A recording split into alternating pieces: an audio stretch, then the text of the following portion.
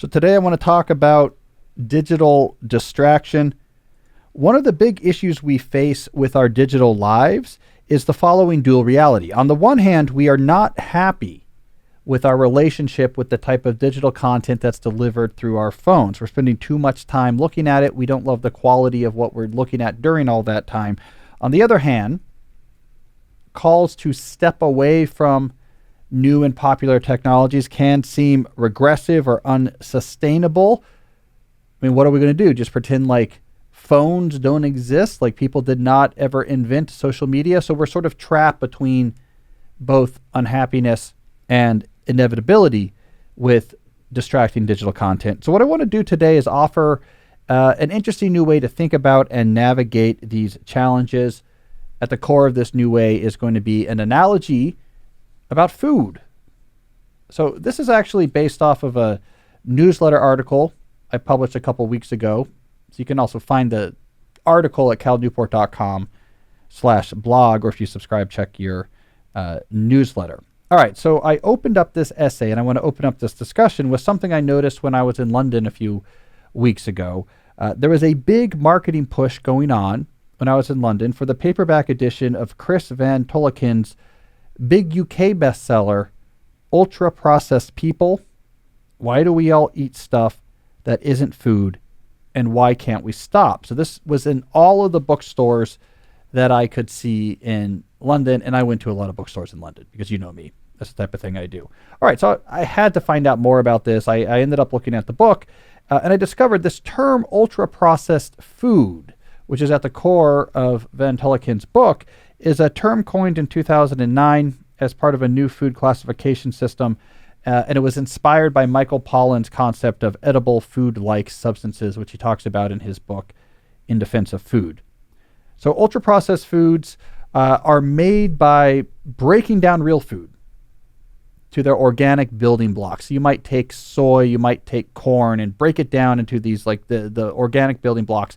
And then you reconstitute new fake food from these organic building blocks that you fill with a lot of sugar and salt and fat, and you soak in all sorts of other types of chemicals to make them shelf-stable or to have the right mouthfeel. And you end up with these, as Pollan would call them, edible food-like substances that are not like any real food that exists, but they're hyper-palatable.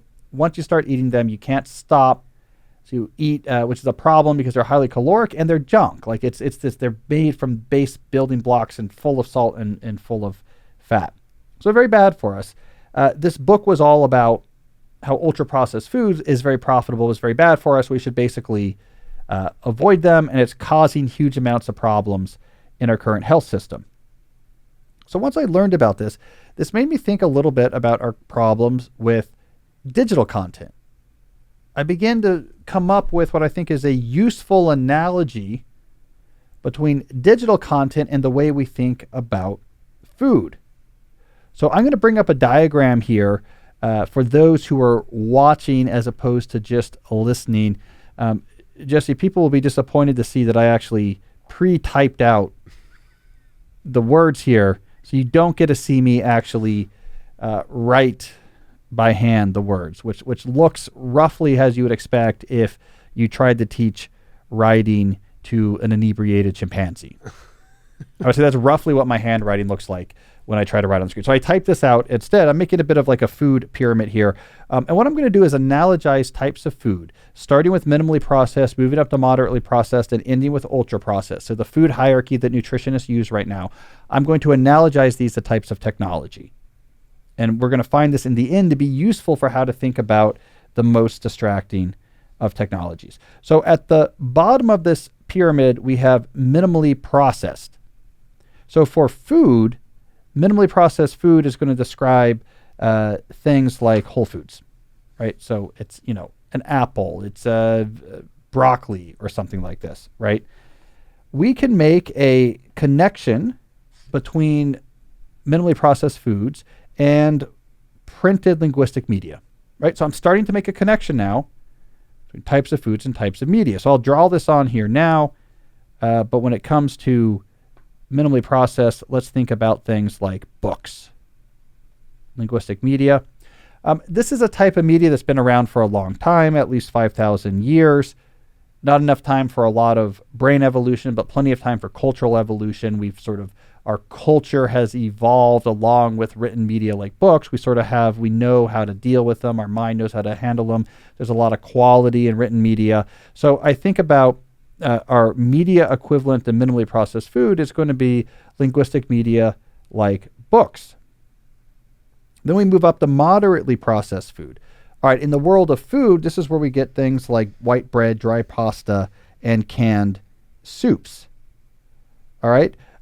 When these came along, we're like, okay, they're more convenient than minimally processed food. They don't require as much prep, but they tend to be higher calories, maybe a little less quality. It's easy to maybe eat a little bit too much. And so, we thought about moderately processed food with some care. Well, I'm going to draw a media analogy from moderately processed food to mass media. Right? So you put mass there. It's like television, like radio. I'm also going to putting Web 2 here. That's not quite right, but what I mean by this, I'm going to mean things like email newsletters and podcast. So it's user-generated content, but not super curated, a little higher quality than like a comment on a post or something like this. So that sort of older, early Web 2 version of user-generated content, sort of like high quality, low barrier to entry, but hard to find, hard to curate. Like I have to be convinced to subscribe to an email newsletter. I have to be convinced to subscribe to a podcast. And then we have the ultra processed food at the top, which is more recent. And when it comes to media, I'm going to analogize this to social content. So I'll put social media. It's a useful analogy. Minimally processed, moderately processed, ultra processed. Now here's the thing. When it comes to food, we know how to deal with each of these levels. The advice is pretty straightforward. You can eat, don't worry about minimally processed food. Go ahead and eat what you want to eat. When it comes to moderately processed food, have moderation. You don't have to avoid it, but be careful about it. It's very palatable. It's easier. Be careful about eating too much of it. And for ultra processed food, as we now know, eat sparingly. In fact, avoid it altogether if you can. You don't necessarily need that in your lives. We could have similar advice for the corresponding media. So when we go to the minimally processed level and we get printed linguistic communication like books, as much as you want to read, it's great. Consume as many books as you want. No limit. Read. We're not worried about it.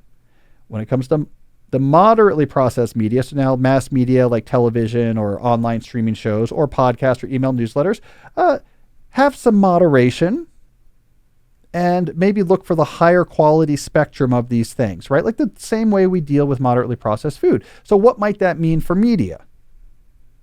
That might mean, for example, schedule. If you're going to watch TV shows, be like, at night, I'm going to watch for like this 90 minutes and here's what I'm going to watch. And I chose something that's pretty good, pretty high quality, right? As opposed to I just default to watching stuff and I'll binge for hours at a time. When it comes to something like email newsletters, it's fine to read them. I think email newsletters are great. You don't want them to be a portal to other distractions, just like you don't want processed food to be the portal to binge eating. So maybe use one of these clipping services. Someone was telling me the other day about a really cool service. One of the listeners emailed me about this, where you can send articles or email newsletters to your Kindle. You like press a button, it shoots it to your Kindle. So you can kind of shoot stuff to the Kindle throughout the day. And then later you're like, I'm going to go sit on the porch or at like the beer garden at the local whatever, and I'm going to read these. Like I have 5 articles I found, and it's like on my Kindle, so it's not distracting. There's no portals to other types of distraction. Same thing, podcast. It's fine, like to listen to these while you're doing other things. Just make sure, for example, that you have a regular dose of vitamin boredom. We talk about this in my book, Digital Minimalism. You want to make sure that you don't take all solitude out of your day. So as long as every day you have a little bit of time where you're doing something boring with nothing in your ear, and every week you have an extended amount of time where you're doing something boring, like going on a long walk without something in your ear, you should be fine. Otherwise, you can listen to podcasts. So we can have these like reasonable rules. Hey, it's Cal. I wanted to interrupt briefly to say that if you're enjoying this video, then you need to check out my new book, Slow Productivity, The Lost Art of Accomplishment Without Burnout. This is like the Bible for most of the ideas we talk about here in these videos. You can get a free excerpt at calnewport.com/slow. I know you're going to like it. Check it out. Now let's get back to the video. Here's where things get interesting when we move up to the ultra processed level. What do we say about ultra processed food? Avoid that stuff. Why don't we say something similar about ultra processed content like social media content? Like, yeah, use that sparingly. And if possible, actually, you probably just want to avoid that. Now, I want to make this, this is kind of the key of the discussion here.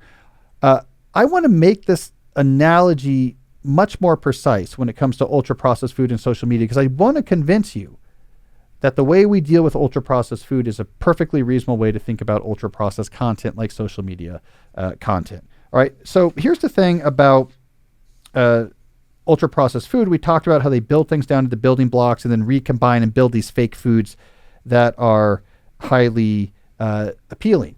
Something similar is happening with social media content. Right? It's not just some vague notion of like it's addictive. Something very similar is happening. So let me get more specific about this. Okay. In fact, I'm going to draw this here. So let me go to a clean screen. All right. I'm going to draw this visually. There is a loop that happens when it comes to social content that I think makes this analogy to ultra processed food more than just a very rough analogy.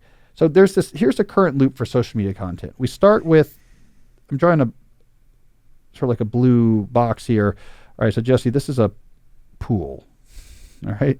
Why do I have a pool here? Because this is what we start with is in the feedback loop for social content. You start with a pool of user-produced content that's very large. Lots of people are posting content on TikTok, on Instagram, whatever it is. All right. This then is going to move along the cycle, and we are going to have recommendation algorithms. So, there's a computer involved, so I'll draw my world famous computer drawing. All right, so we have a computer involved, right? So then we have recommendation algorithms that selects among this very large pool of content to figure out what to show you, the user. So I'll put the user is over here. All right, and then whether you like it or not, then that feedback makes it back to the producers of the content for the pool, right?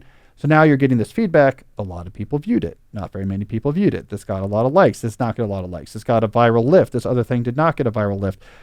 So that then affects how you produce your content so that it better serves better works with the algorithm and the taste of the users, and on and on and on.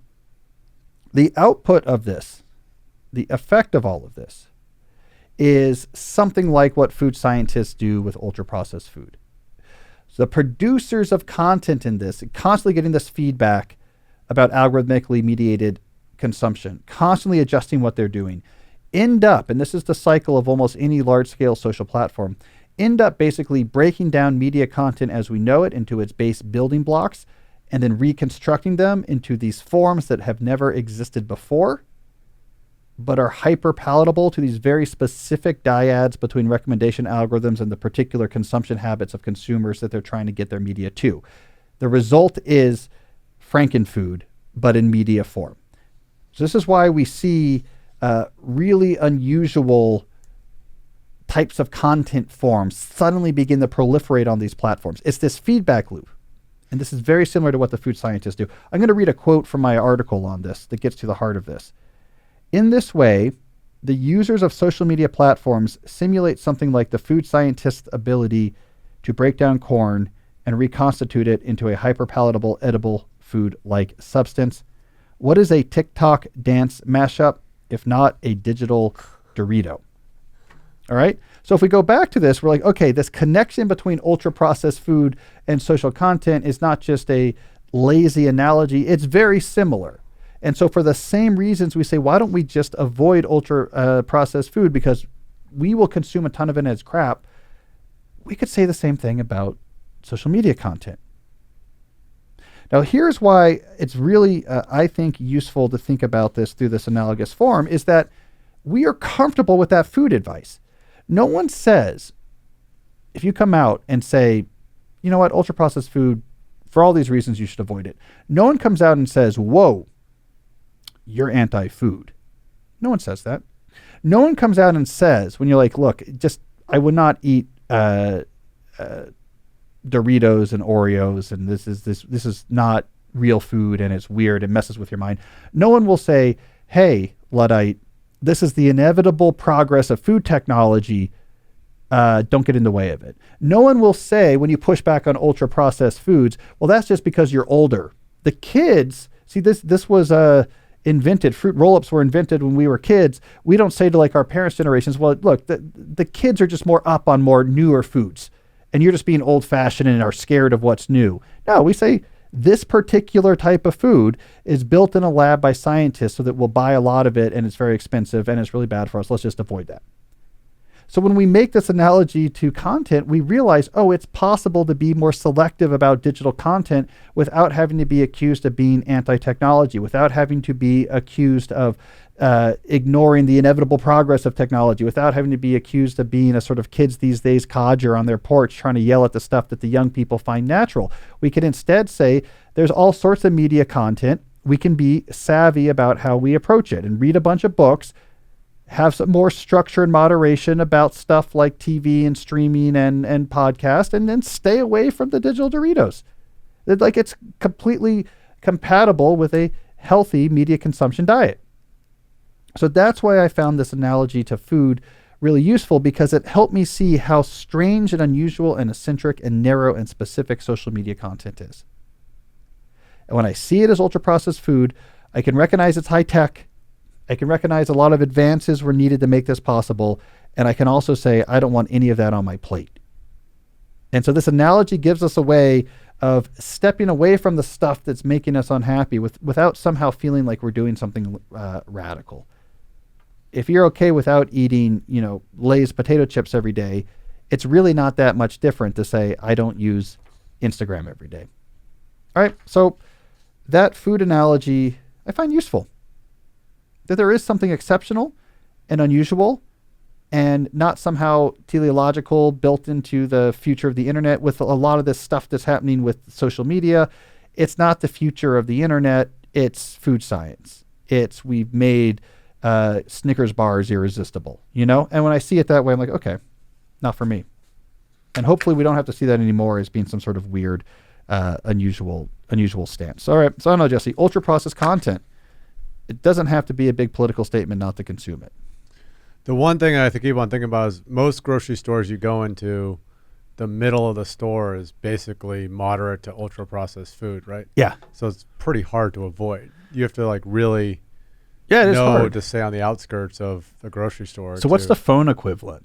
It's like you want something about apps on your phone or something like this. Yeah. The middle of your phone versus the outskirts of your phone, or yeah, I know. It's the same thing. There's a lot of pressures going in to making you so the store puts it right up front and center. And in our cultural lives, people just keep talking about the stuff that's being spread around it. And you go in the app store, the most popular apps are probably some of those social media apps that you see and people buy. And cultural stories are happening there. But do you buy this analysis, Jesse? It seems to me before, and even maybe when we started the show, but certainly like a few years before that, the talk about social media content, the way I'm talking about it now, as like this was this like weird profit-seeking diversion from the internet that like got really big, but it's really not good for us, and we can kind of move on without it. That used to be crazy talk. Yeah. Right? I mean, people are like, what are you talking about? That is the internet. Like this is what the internet is supposed to be. It doesn't feel like crazy talk as much anymore. Yeah. So like now I'm really trying to give people vocabulary and ways of thinking about, all you're doing is say no to Doritos. This is not some anti-technology stance. It's not even a major stance. No one is going to think twice if you don't have like the craziest of junk food in your house. Like the stuff we had growing up. Like, do you remember Dunkaroos? Kind of. Right? It's not TikTok Dunkaroos. Dunkaroos was cookies shaped like kangaroos and a bowl of chocolate packaged up with chemicals so it could stay shelf stable for whatever. And you would dip the cookie in the chocolate. Like that's what our generation was told. I mean, is that not like the current generation and TikTok? Like, yeah, this is just like what you do on the internet. Like we ate Dunkaroos and had fruit by the foot. Remember that? Oh yeah. You'd pull it out like, and now we're like, oh, that was basically poison.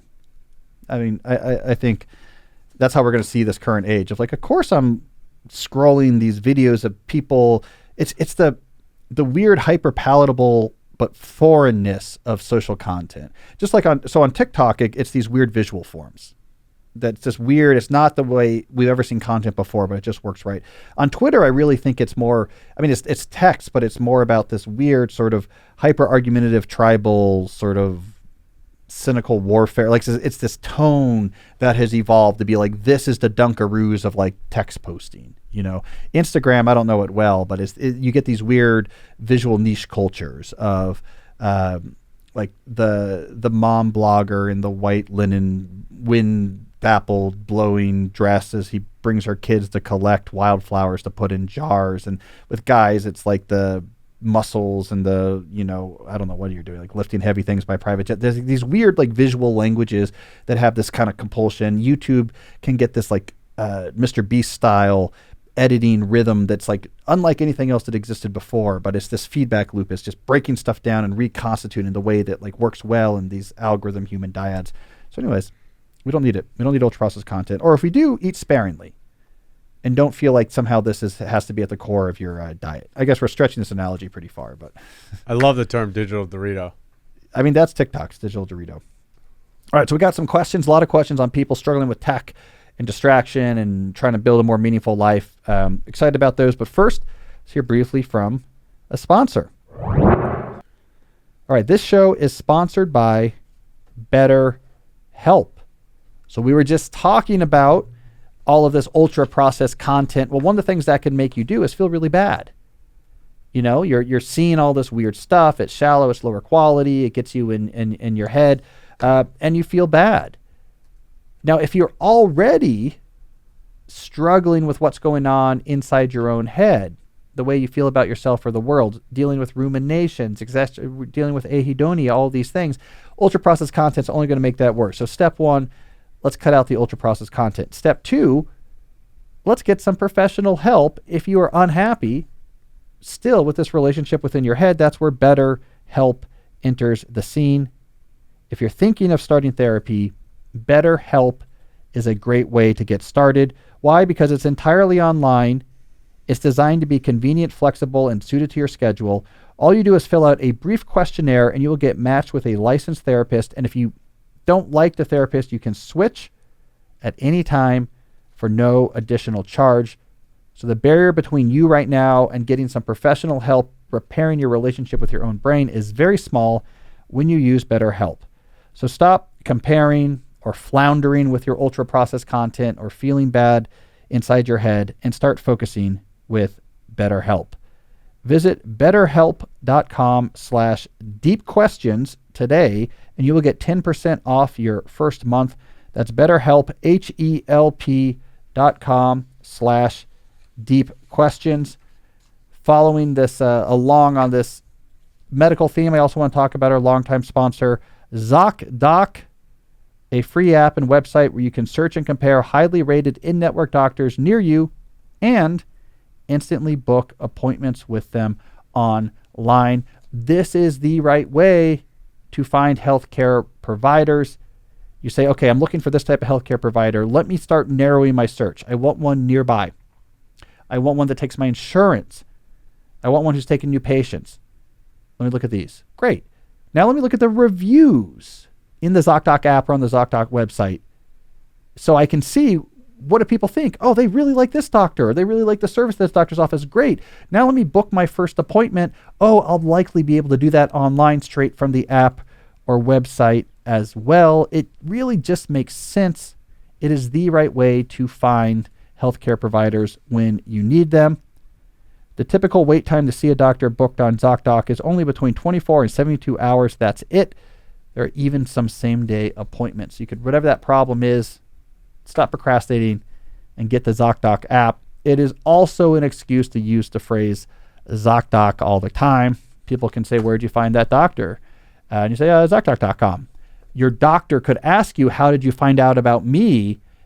And you could say, hey, doc, ZocDoc.com is how I got the scoop on the doc. That's not quite right, Jesse. Let's see. Doc, hey, doc, ZocDoc.com. And if you looked it up on the doc, if you use the app on a dock and your doctor asks you how you heard about them, you say, hey, doc, ZocDoc.com on the dock, etc. All right. So anyways, ZocDoc is great. I have used ZocDoc. I have used it to find healthcare providers. I also have healthcare providers who use it. And so like I can do the paperwork for them online using ZocDoc, and it makes them easier. So, it is a part of my life too. So go to ZocDoc.com/deep and download the ZocDoc app for free. You can find a book, a top-rated doctor today. That's ZocDoc.com/deep, ZocDoc.com/deep.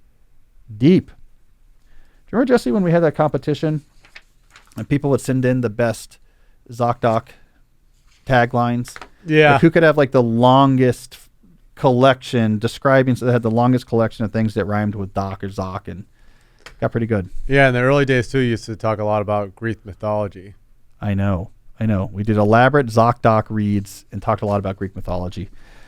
And we also, it's funny, the reporter or the photographer who was here today was like, why is there a skeleton? Why is there a skeleton in your office? And I had to explain to them Jesse's skeleton. And this is true story. As I was explaining that, I could see the reporter just ripping the pages from the interview out of his notebook and just crumpling them up and putting them in the garbage can. Just as the more I explained about Jesse's skeleton, the more I could see. And, it was weird. The photographer actually just was pulling the film out of his camera. I mean, it felt a little aggressively unnecessary. He was like, just exposing it to light, just like clearly ruining it. No. The article is going to be the full page picture, Jesse skeleton. And that's going to be like the focus of it. All right, that's enough of this nonsense. Let's do some questions. All right, who do we have? All right, first question's from Ben. How would you update your book, How to Win at College, adapted to the challenges of modern day tech, distractibility, email nonsense, etc.? Are there new rules you would add? How might you update some of the old rules? Well, certainly How to Win at College and How to Become a Straight A Student were written in a different time. When I went to college, I arrived without a cell phone and without a laptop. I ended up with both of those things by the time I left, but that wasn't necessarily normal. I had the laptop because I was doing some computer programming for an optical film company. That was sort of one of my jobs to make money, and I had the cell phone because of my business. But it was a different time for sure. That's what I'm trying to say. So if you read those books, there's not a lot of talk about digital distraction. It just wasn't a big part of college life. There was a time where I thought about doing a revised version of How to Become a Straight A Student in particular, because that's the book that has the most sort of hardcore study advice. So I thought about doing that, and we actually talked to the publisher about it at the time, and it sort of fell through. I wanted to do a big revised edition, and they didn't really want to pay a lot of money. And I was like, well, I don't know why. I don't want to just do this on spec. And so we kind of let it drop. Now, years later, that was years ago. Years later, I'm kind of glad that the book just exists at this moment of time right before this big digital revolution, because it almost gives it a sort of historical feel. Like you're getting wisdom from a time past. I think actually somehow helps it. Like if I had updated this book to be relevant to like circa 2013, it's just going to seem dated in a weird way. So I kind of like right now that the book just exists at this you see like, how did people study back before there was things like smartphones, and you can get some inspiration out of it. But what do I tell people today? Like what advice would I change for students? Well, I would say more than ever before, your mind is your greatest tool and differentiator. Most of your peers are very distracted. And this is reducing both the quality of what they're able to produce with their mind, but more importantly, the time it requires them to produce this work. So if you explicitly cultivate your ability to concentrate, you are going to have a huge competitive advantage. I didn't have access to that advantage in the early 2000s because people weren't nearly as distracted as they are today. So there's a huge advantage there. A couple ways to do that. Never study with your phone. Leave your phone in your dorm. Go somewhere else to study. It's like the number one thing I tell the modern students. Your friends will survive not being in touch with you for a couple hours. They'll get used to it. Do not have your phone with you. Turn the internet off on your laptop if you're using your laptop. Force yourself to study disconnected. This will mean at first that your study sessions are shorter. That's fine. 20 minutes and then you can, go use the public computer, or 20 minutes and you go back and get your phone and then come back and do another 20 minutes. As you get more comfortable, you can make that 30 minutes, then 40 minutes. And eventually you want to be able to do 90 minutes to 2 hours fully disconnected, studying disconnected, really disconnected, not trying to not look at your phone, but really disconnected. Night and day difference than studying with connectivity. The context shifting is just not there. It will feel uncomfortable, but your brain is going to be like you're on the limitless pill. At least as compared to what it's like when you have to keep glancing at unrelated text messages, social media, and internet posts. So study without the internet. Don't even have your phone in the same building as where you're studying. Embrace boredom on a regular basis. Get used to walking between classes, going and getting lunch without putting anything in your ear or anything in front of your eyes. You don't have to be bored all the time, but you have to be very comfortable with being alone with your own thoughts, because what is studying, what is trying to write, what is trying to come up with something original on a test? You alone with your own thoughts, making sense of them. You have to be comfortable with your interior cognitive space. So practice that specifically. Outside of studying, practice just being alone with your own thoughts. Do it at least once every day. I would recommend do not use ultra-processed content. You don't need to be on TikTok. It's very popular among college kids, but it's not, from what I understand from the course I taught last summer, it's not heavily integrated into your social interactions. Don't use TikTok. Don't use Instagram. Don't be super plugged into the ultra-processed content world, because look, you're a cognitive athlete when you're in college. You're trying to make your way to the majors. The baseball analogy would be college is like you're in A-ball. You're trying to get up to speed, learn how to hit a major league fastball, get in shape so you have a shot at the majors. When you're in A-ball as a baseball player, you're not going to eat a bunch of junk food. Well, when you're in cognitive A-ball, don't consume a bunch of junk media. So be very wary about ultra-processed content. People might think it's weird at first you're not doing that, but actually it will probably differentiate you later as someone who's interesting. And read as much as you can. Outside of your school assignments, read. This is going to be the equivalent of just jogging and doing a lot of pull-ups as an athlete. It's really important. All right, so I'll do a quick summary of everything I just said. Your mind's your greatest tool. There's never been a bigger chance for you to have a comparative advantage compared to your peers.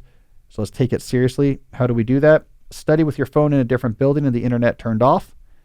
Full no exceptions. Studying is disconnected. Don't give me this. I need the internet to get access to materials on the internet first. Download it, print it, and then go somewhere and study from it. I don't like these exceptions of once 3 years ago, there was a teacher who had a program for flashcards that you had to go to the web to use it. Therefore, I shall forevermore be fully connected to 17 social services and text messaging while I study. I get that so much from kids. What if my homework's online? It's online, so I must be on TikTok then. Come on, download your work. All right. Embrace boredom every day. Don't use ultra-processed content if at all possible, and read as much as you can. All right, so those are my missing chapters, Jesse. Who do we got next? All right, next question is from Jemima. I have no social media. I don't have a smartphone. However, I'm obsessed with my work.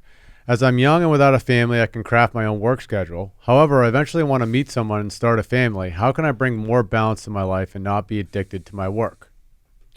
Well, this is where, I recommend lifestyle-centric planning, right? And so before I get into what lifestyle-centric planning is, which I'll do briefly because I talk about it a lot, let's just remind ourselves of what the opposite is. What is the preferred alternative approach to life crafting is what I call the grand goal approach. I'm going to have some grand goal that I'm all in on.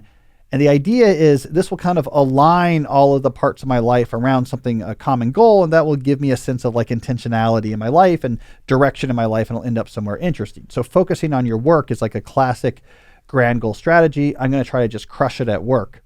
And that'll just be something to orient my life around. The problem with the grand goal strategy is that when you focus exclusively on one area of your life, you tend to either neglect or actively harm other areas of your life that are important and play a big role in your day-to-day subjective well-being.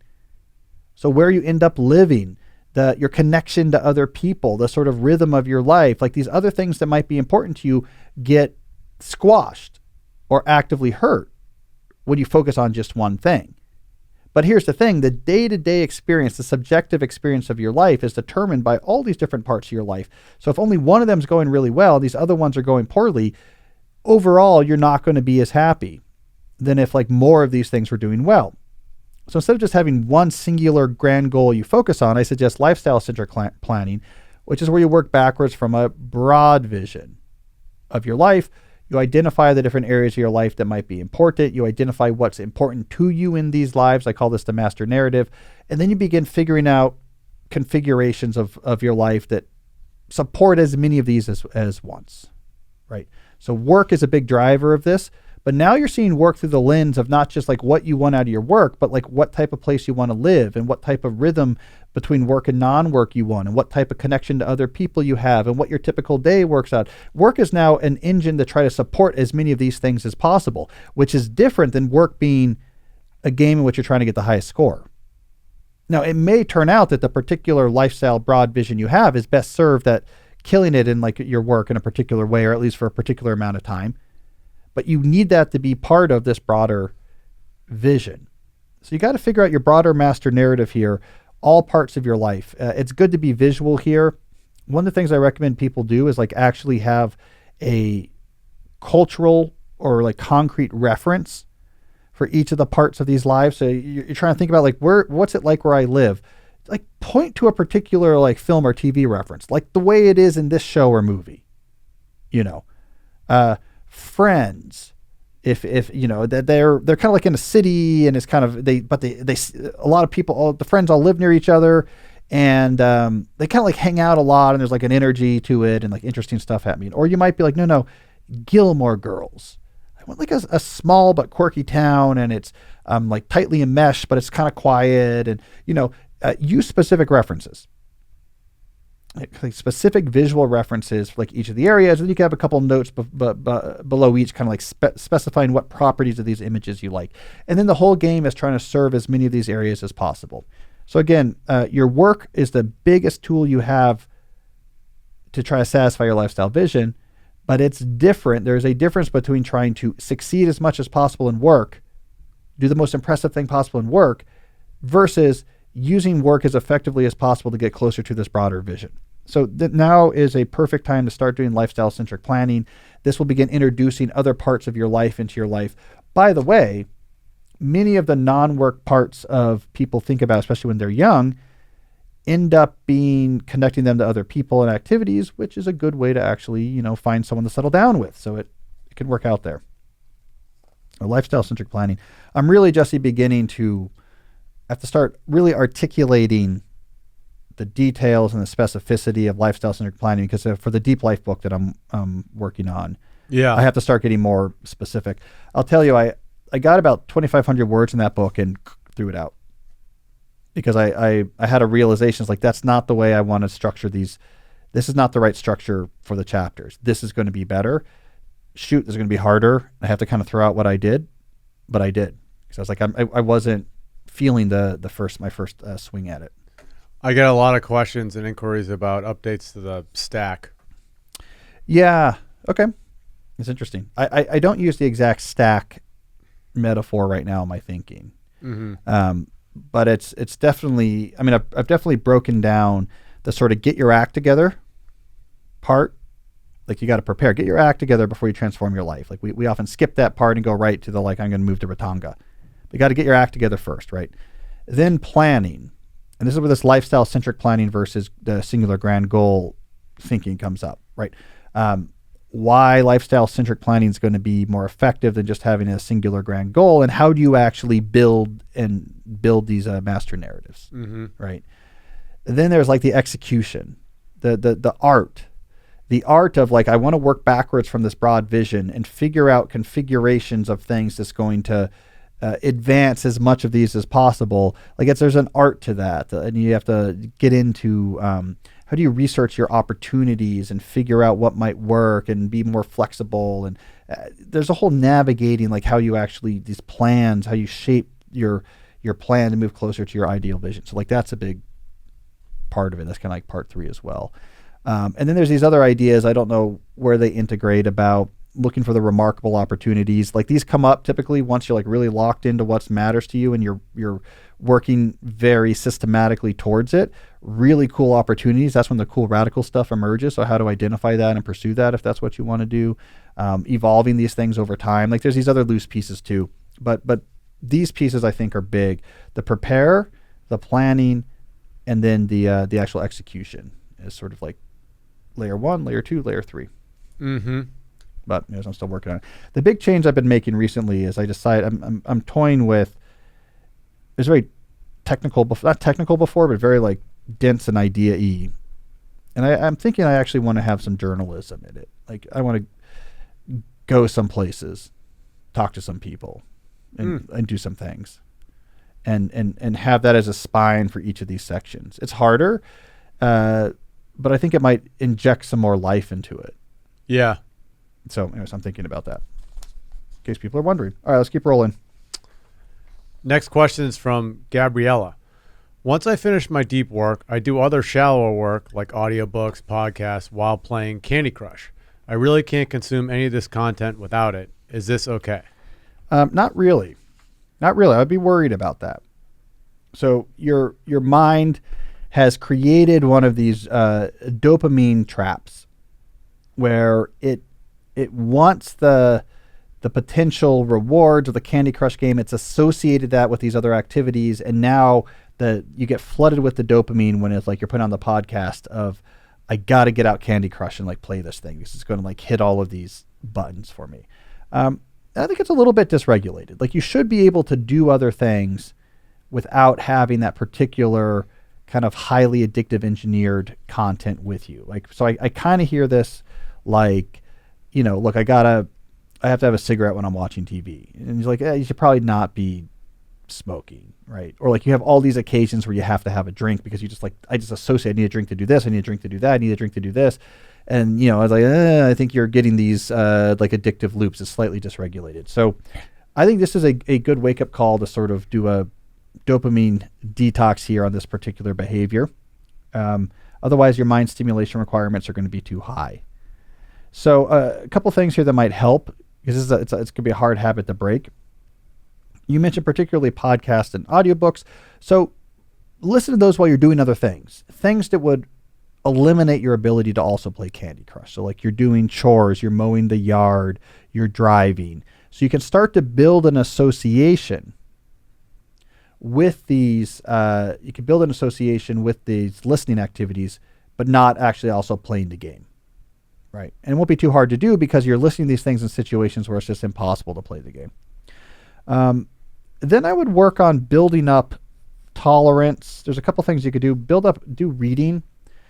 Build up your reading tolerance. So when you're reading, you have to give something your attention and you can't play Candy Crush at the same time. So try to build up reading sessions. That's going to be good calisthenics for your brain and wean it off of that particular need for distraction. I would use the phone foyer method when watching TV or movies. So don't have your phone with you, but have it plugged in a different room.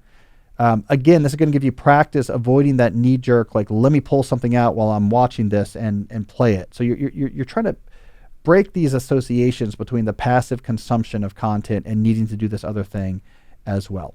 Give this about 3 weeks. You'll about 3 weeks of being uncomfortable, and then you'll readjust, and then you'll find like it's not a big deal not to have this game in your life. But yeah, I very much worry about the games that are built along slot machine principles. It screws with your stimulation requirements.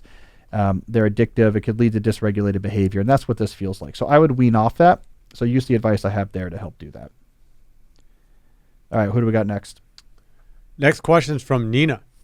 I'm a homeschooling mom, and I struggle to find the time where I have enough energy without getting distracted by urgent kid needs and household tasks to actually do my house school prep and planning. What should I do? So Nina, you have to give some priority to the energy and depth required to do the homeschool prep.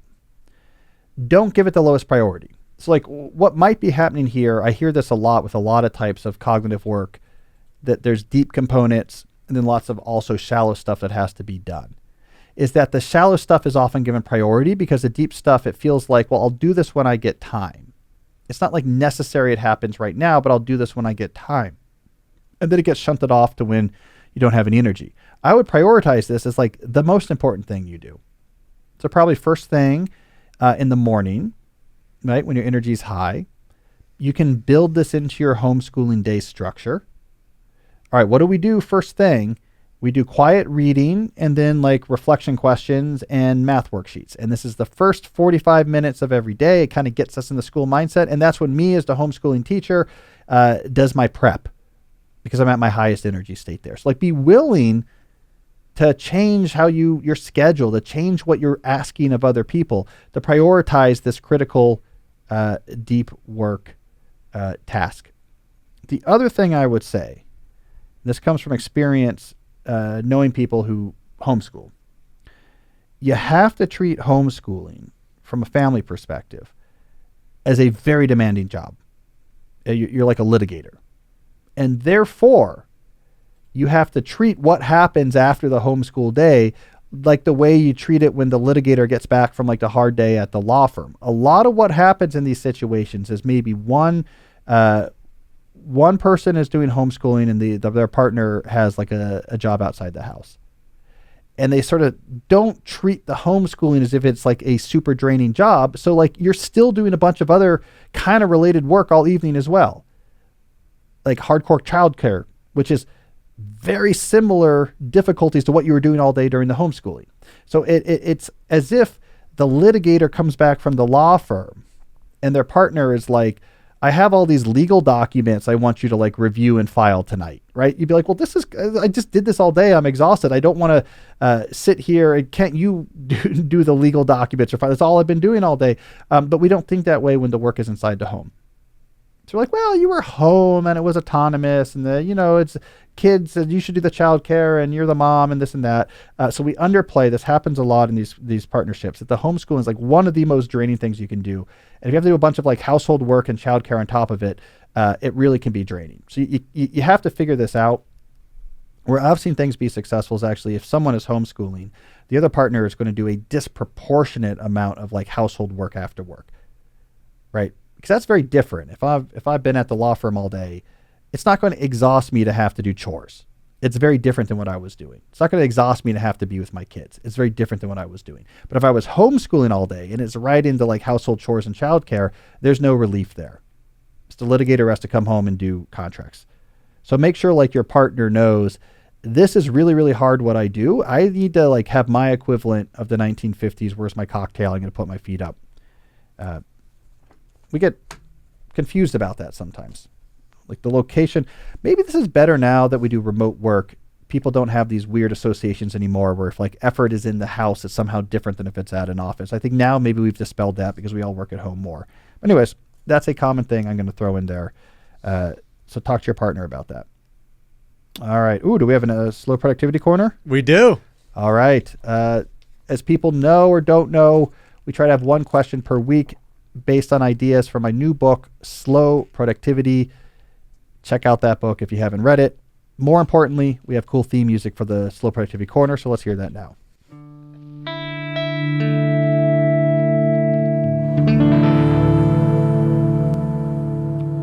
All right, Jesse. I always talk smoother when we're doing the Slow Productivity Corner. What is today's Slow Productivity question? Our question's from Seth. I've run across a problem while trying to follow the 3 criteria of slow productivity. I'm a project manager and all the work that I do is shallow. I'm doing things like making sure other people are working or planning other people's work.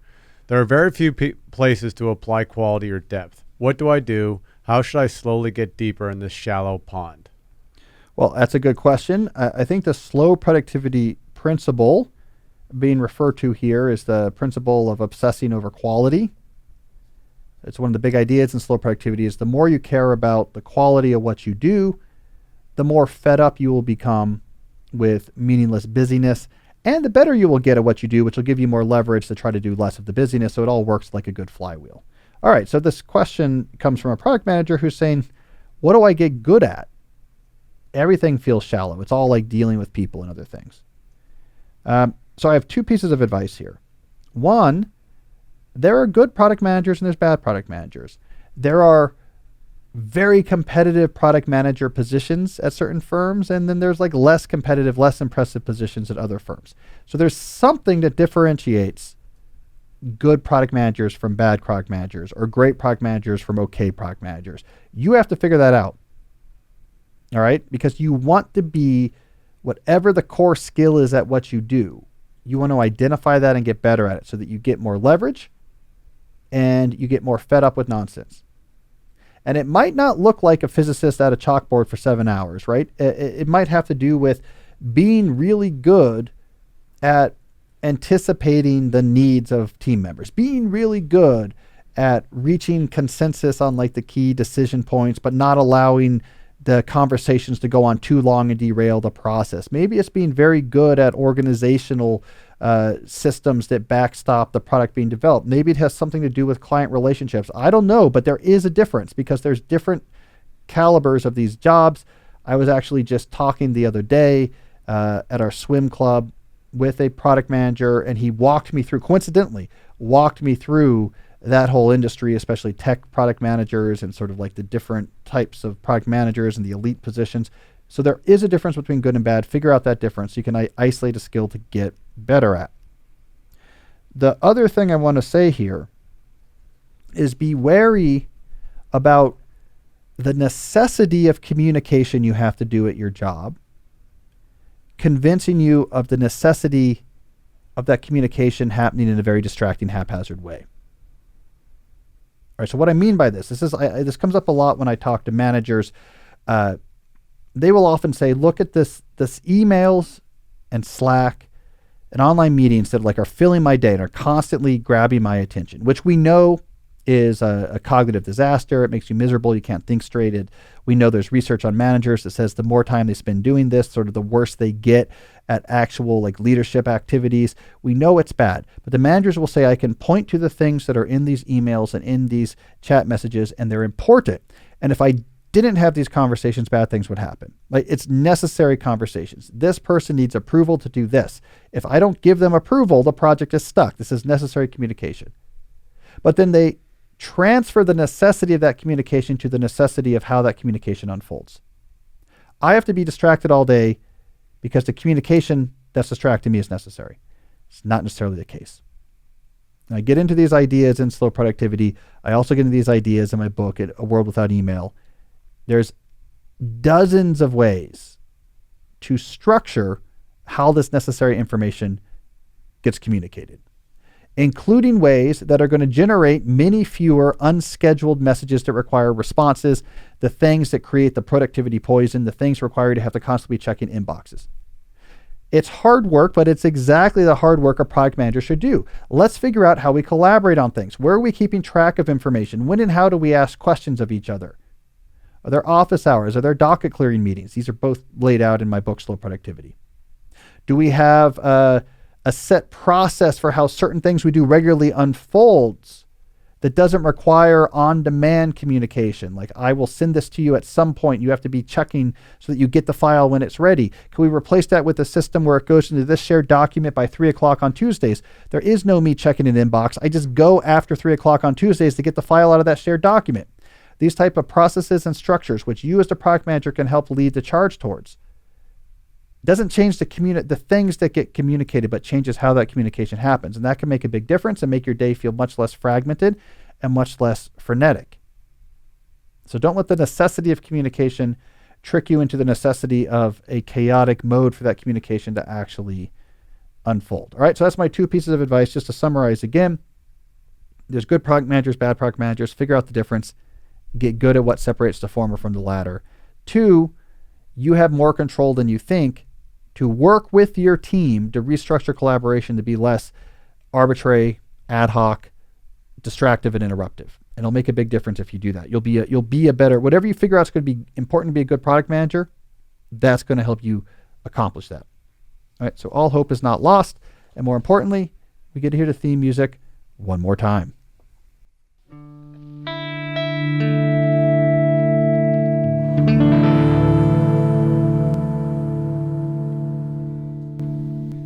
So I think that book crossed the 100,000 sales last week, I think, or the last few days. So you happy about that? Yeah, to me that's an important threshold. It's arbitrary, but I think to me it's an important threshold. of my 8 books now, only 2 have not crossed that threshold. So I do have 2 books that have kind of got stuck in like the 60,000 sales perspective. But Which ones? A World Without Email, pandemic release, kind of slowed down and got stuck around 65, and How to Be a High School Superstar. Those are the only ones that have not crossed 100,000. So I don't. It's arbitrary, but it's hard to sell. It's hard to sell 100,000 books. So I'm always like happy when that's been done. So there we go. We did an analysis at the publisher. They did like a chart of like what's responsible for sales, like how responsible different things were. Like here's Amazon marketing had like a sliver here, and like podcasts had like a big sliver. But the 80%, like the majority of the pie, was labeled slow productivity corner theme music. So that's been like the primary driver. They're like probably like 18,000 sales were from everything else. All the rest is slow productivity theme music. That's great.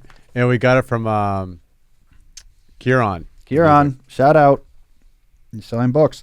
All right, do we have a call this week? We do. All right, let's hear this. Hey Cal, this is Josh. I'm a middle school teacher, and a lot of my summer is spent planning for the upcoming year. But oftentimes I find myself distracted. I end up getting in a rut where I can only put in maybe an hour or 2 each day, and sometimes even less than that, planning for the upcoming year. So my question for you is, how do you use extended time off to plan for the future while not getting stuck in a rut because you have so much time off? Thanks so much. It's a great question, Josh. Common for a lot of open-ended pursuits where you have a lot of time to work on it. The key is constraints. Give yourself a lot of constraints, obey those constraints, and a lot more is going to get done. So like I would tell you 9 to 11, Tuesday, Wednesday, Thursday. I want you at a coffee shop, 9 to 11, Monday, Tuesday, Wednesday, or Tuesday, Wednesday, Thursday, all in on planning. Like you got to fill that time, get your energy up. You start the day excited. And then you have this sort of like Thursday, Friday, Saturday, Sunday, this 4-day weekend where you're kind of free from thinking about it. You have all your afternoons too. So like you can go like exercise and go do other things. But it's like those mornings, 3 days a week, you get in, you go all in. You'll plan like a really good next year. You'll probably like the basic stuff will get done after a few weeks and you can start doing cool stuff. In general, I find this to be useful. Constraints can be useful. Regular time with high intensity applied over a long time period moves mountains. Like this is how I write books. It's 2 hours, 1 hour, 3 hour, no hours, 4 hours, 3 hours, 1 hour, 2 hours, 100 words here, 500 words here.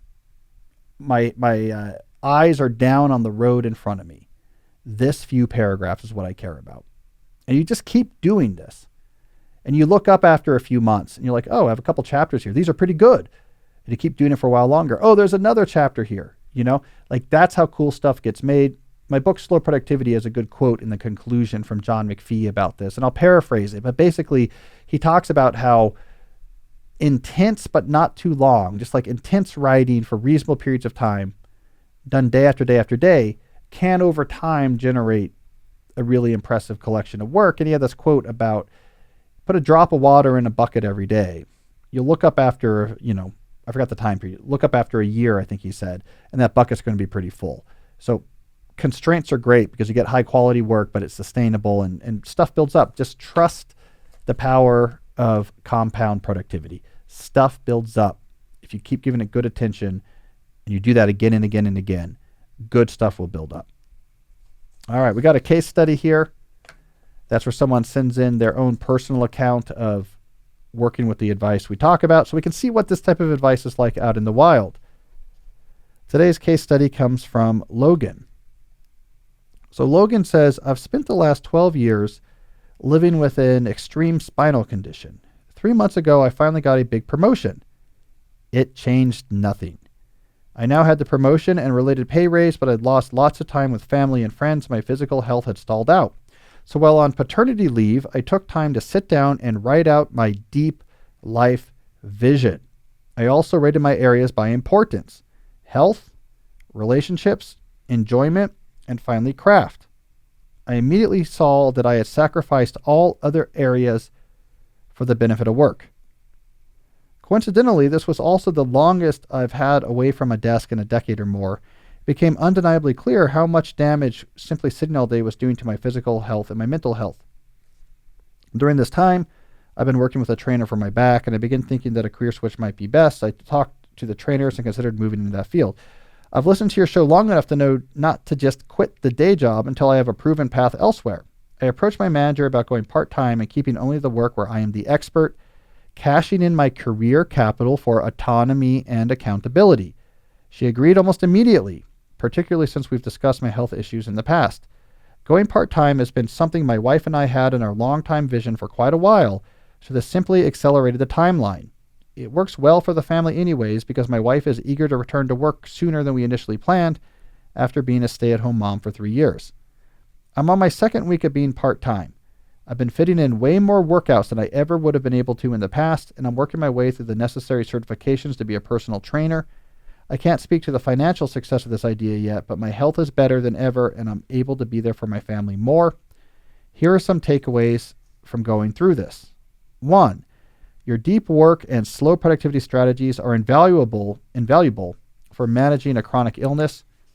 2, when it comes to creating a deep life vision, having a little bit of space to think is important, whether it's a few days or several long nights of holding a newborn. I was unable to think in this way while working long days and balancing multiple commitments. 3, look for opportunities that aren't where you expect. I'd never thought of being a personal trainer, but at least 3 of the people I spoke to reached the conclusion before I did. And 4, in addition to my deep life areas, I first wrote out a quick 4-sentence blurb about what my values and attitudes I wanted to live my life by. This helped tremendously. I won't be governed by fear or pain, and I'll default to action. It's a great case study. There's a lot of good stuff in there, a lot of good ideas being put into action. I want to underscore the lifestyle-centric planning approach. See, again, when you're just thinking about your job and maximizing whatever arbitrary scale of success in that job happens to exist in your industry, it doesn't mean your life's going to be better. So for this person, Logan,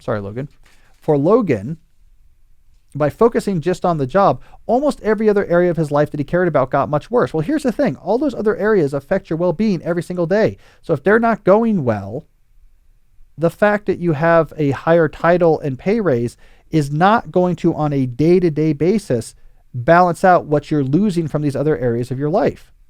Like, part of the problem with the grand goal approach, the life design, is that you really front load the benefit you get from accomplishing these goals. Logan probably felt awesome for a day about, I won this promotion and it was competitive and I make more money, and I kind of wish I had a way of kind of telling people that I made more money.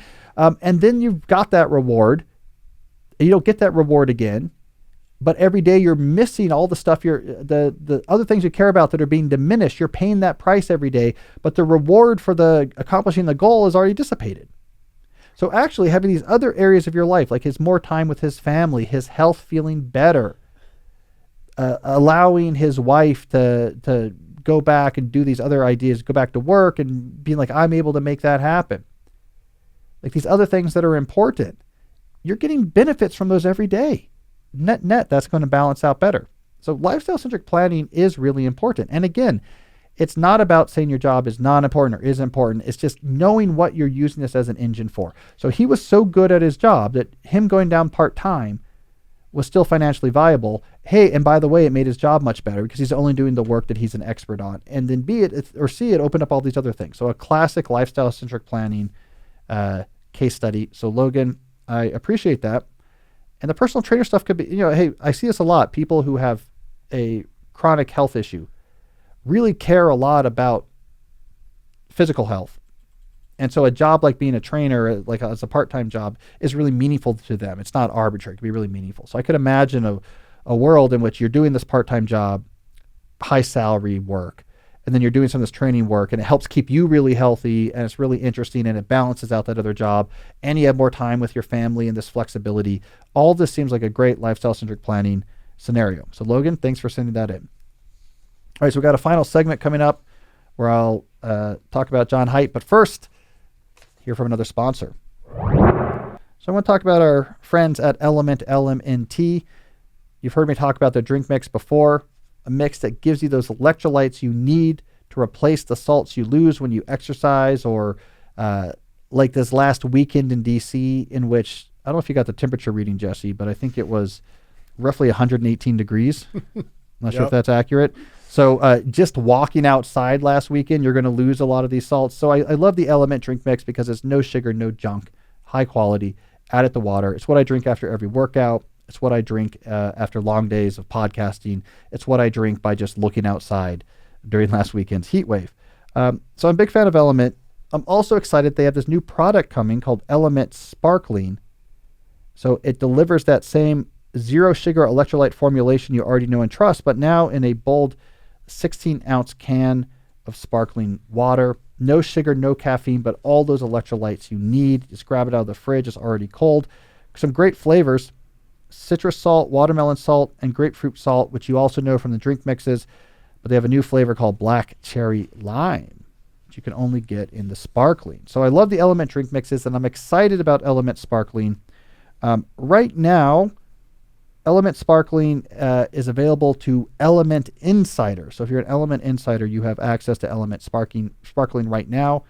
Well, you'll find out more at drinkelement.com, but it'll go wider soon. So I just wanted to plant the seed. This cool product is out there. Try it if you're an insider, and be eager for it if you're not. So you can get a free sample pack with any drink mix purchase at drinkelement.com/deep. And again, if you're an Element Insider, you'll also have first access to Element Sparkling, a bold 16-ounce cans of sparkling electrolyte water. So head over to drinkelement.lmnt.com/deep to get your free sample pack with any drink mix purchase. I also want to talk about our friends at Ladder. I don't typically procrastinate on things. In fact, this interview I did today with a reporter, he asked point blank, do you ever procrastinate? There are some things, however, that I do procrastinate on, and they typically are things where I don't really know how to take action. If I don't really know what to do, I'm just going to put that aside. Well, for a lot of people, something that satisfies that condition is going to be life insurance. You know you need more. You know you want to protect those who depend and care on you, but because you don't know how to actually make progress on how do I get life insurance, you procrastinate on it. This is where Ladder enters the scene. It solves that problem. It makes it easy. Ladder is 100% digital. There's no doctors, no needles, and no paperwork when you apply for $3 million in coverage or less. You just answer a few questions about your health in an application. You just need a few minutes and a phone or laptop to apply. Their smart algorithms will work in real time, so you'll find out instantly if you're approved. We're talking no hidden fees, cancel anytime, full refund if you change your mind in the first 30 days. These are policies issued by insurers with long proven histories of paying claims. They are rated A and A plus by AM Best. And because life insurance is only going to cost more as you age, now is the time to cross that off your list. Sorry, I dropped my page here for a second. So go to Ladder. Ladder is going to stop your procrastination on life insurance. So how do we do this? Well, you go to the website ladderlife.com/deep. Go there today, and you can see if you're instantly approved. That's LADDER life.com/deep, ladderlife.com/deep. All right, Jesse, let's do our final segment. All right, so a lot of people, I guess, right, Jesse, have been writing in. Yeah. You get most of these messages. They've been writing in and asking for my thoughts on John Haidt's most recent book, which I've loaded up here on the screen for people who are listening. The book is called The Anxious Generation: How the Great Rewiring of Childhood is Causing an Epidemic of Mental Illness. Let me just point out, by the way, this book is just killing it. Number 3 on Amazon charts. I just checked. Number 7 on the Amazon rankings at the moment. This book came out in March. Right? It's killing it because John was the leading thinker and proponent for the research about kids and phones. And this people really started caring about this, and he had the book on it. Like, if you have kids and you worry about What should I do with them and phones? This is the book you read. Everyone at our school is talking about it. Just perfect timing, perfect topic. It's a writer's dream. So John, like, congratulations to you. All right. What do I feel about this? I agree with basically everything John says. Why? Well, I've known John for a while. I've known his research for a while. I interviewed him for a New Yorker piece back in 2021, and he gave me access to this sprawling annotated bibliography of all of the research on kids and phones, and they would grow it. He worked on this with Gene Twenge, or Gene Twenge, sorry, Gene.